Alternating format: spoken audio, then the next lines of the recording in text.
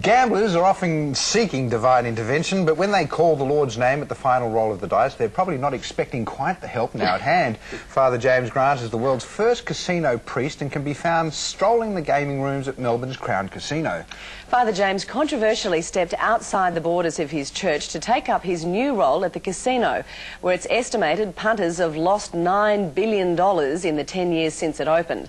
Father James joins us this morning to tell us why anti-gambling and church groups should stop throwing mud and join him in helping the 50,000 punters who pour through the place daily. Good morning. Good morning. Morning all.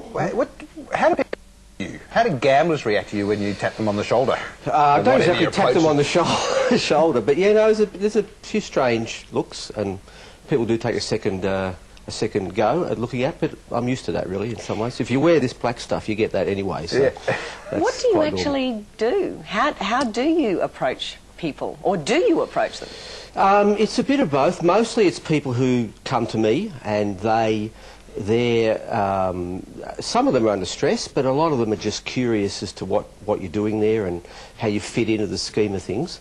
So that's, it's not too difficult to talk about some of the stuff that's happening in people's lives when you... Well, how do you describe your role to them?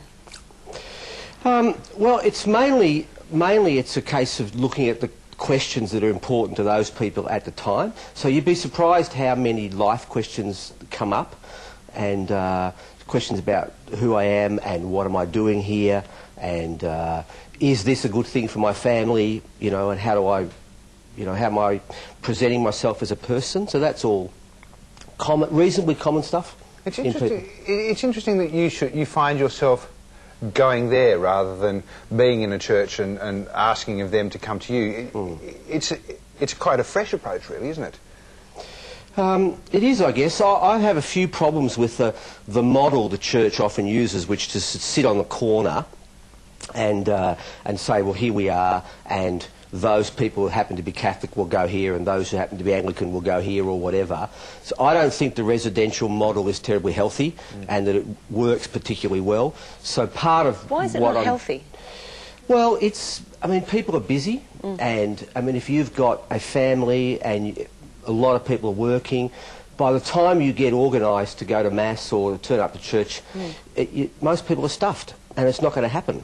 So I think this is a case of actually the church going to where people are. And where are people? Well, they're mostly in the workplace. We really should congratulate Crown Casino for the fact that they employ you. That's a very important move, isn't it? I think it is. When I say they employ you, I mean they back you, don't they? They support you. It's not just me they support too, and there's psychologists, and there's a responsible gaming customer support centre there, so it's quite a network that they actually have that people might not be aware of, that they go to quite an effort to deal with people who might be struggling with gambling. And so you're there specifically for problem gamblers? No, I'm there for anybody. One of the issues people might identify is they say that, okay, this is getting out of control, and they might like to talk about some spiritual issues. One of the things I come at is that it's actually, a lot of things in life are actually spiritual problems, and we don't treat them like that. But if for example, I'm happy with my life, and I know who I am, and I have some feeling about what I'm doing in life, then it's probably unlikely that I'll spend 5 or 6 nights a week at a casino. True. So, you can apply that across a lot of things, but yeah, that's my take on it. Are there any limitations on what you can do? Has Crown said you can say this, you can't say that, you can go here? No, none whatsoever. So you're free to do whatever you like. Well, what if someone comes to you and says, I think I'm in a bad place, I need to get out of here? You can say, yeah, sure, go. Yeah, absolutely. Yeah. In fact, not just me, all Crown staff would encourage people to do that if they felt that someone was agitated about gambling or was, losing control in some way. That's standard policy that happens. Why then do you think that church groups and other groups and anti-gambling groups have attacked you? You've really copped a bit of a caning over this, haven't you? Some quarters. Yeah, I'm not sure. One of the things, it's traditional for it's traditional, I guess, for churches to get themselves a bit caught, where they'll say, okay, this particular thing is a bad thing, whether it be drinking or gambling or drugs or whatever, and then to stand outside it and throw mud at it and say, well, that's not good. But the reality is, I mean, there's maybe 50,000 people a day going through that casino, so that you'd have to say that not that many people are actually listening. So, if people are not listening to you, what are you going to do about it? So, yes. In a sense, it has to be something that happens from the inside rather than... So if they don't understand the teachings, change the way you teach. Yeah, yeah, definitely. Typically, how does it work? If someone recognises that they have a gambling problem, they come to you. What happens then? Are you the first in a step, a series of steps of rehabilitation, or how does it work? There's a whole range of people they could ask to see. In the first instance, they'll see responsible gaming liaison officers, who then have the ability to refer them to psychologists and or a whole lot of outside agencies, one of which might be me. And that, obviously, that makes sense to people who have some kind of, perhaps a spiritual dimension, who might say, yeah, okay, I'll talk to the priest. It's not as... So generally they have a spiritual connection? Not necessarily. One of the things, I think one of the important things is that people have some notion of where they are in life, and you don't treat people as stupid. So a lot of the time, people who might be going in and gambling quite regularly actually know things are not quite right, yeah. And they actually have an inner feeling that I need to change, I need to do something about this, and they'll say this is an opportunity to do that. You must have had some funny experiences as well on the way, I'm sure, where people kind of took a double take and, goodness, is this divine intervention?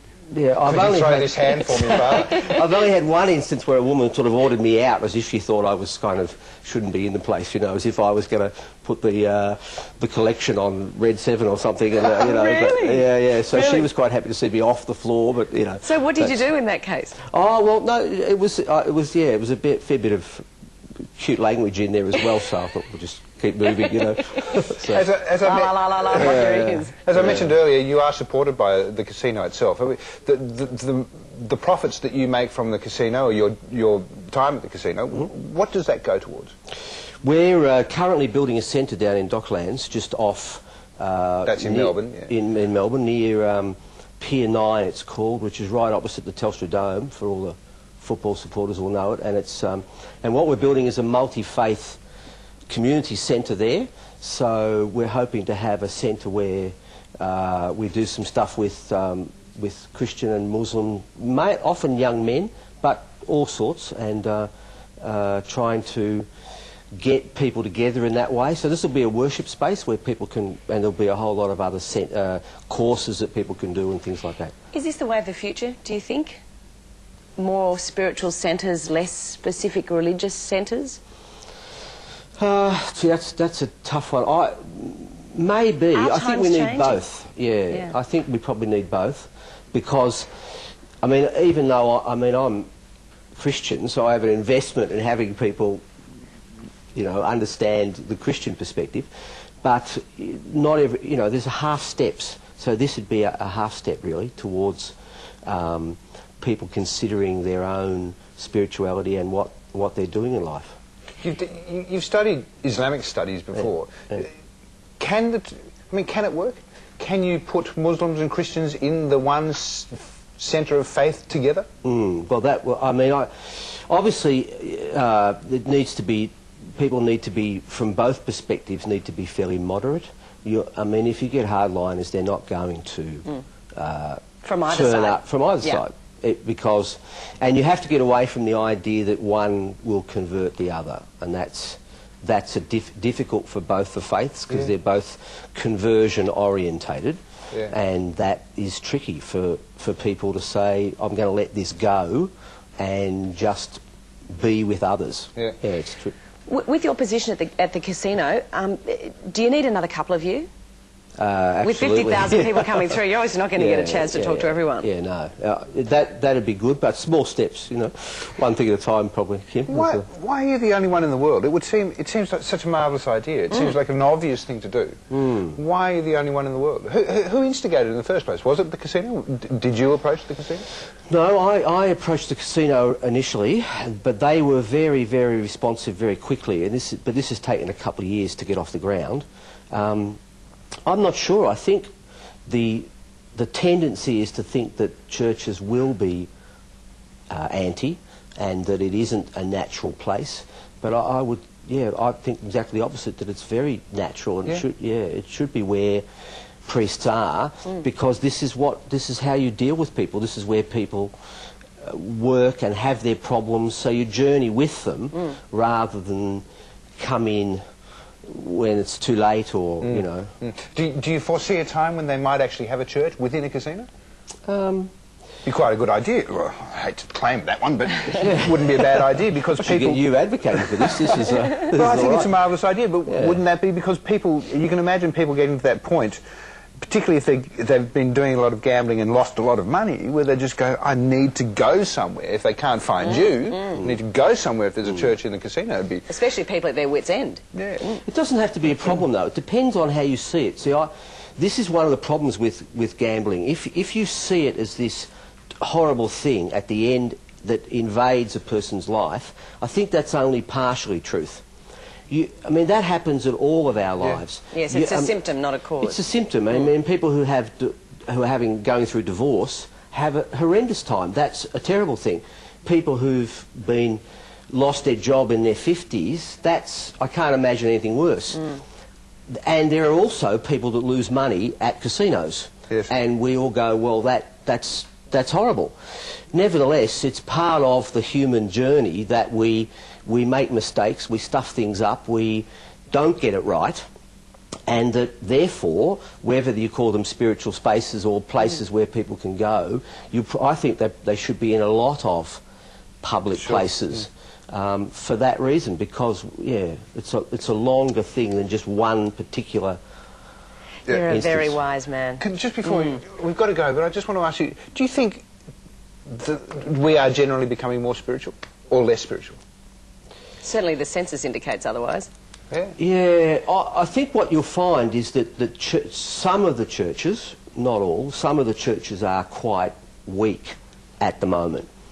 And rather than saying, well, what's that been filled by, I think actually you'll find more alternative stuff taking its place. So you get people now that are quite comfortable to go off to fortune tellers and all of this stuff. And I mean, I think that's a bit weird and wonderful, but they don't. I mean, they do it, and it's part of the exploration, isn't it? And so that's filled a lot of the gap that used to be taken up by churches, I guess. And in the meantime, you're waiting for the call from the Guinness Book of Records. Yeah, well, probably that'll be cute. All right, lovely to meet you. Thank you so much for coming in. Thank you Continue very the good work. Cheers. And we'll have another hand of 9 a.m. right after this.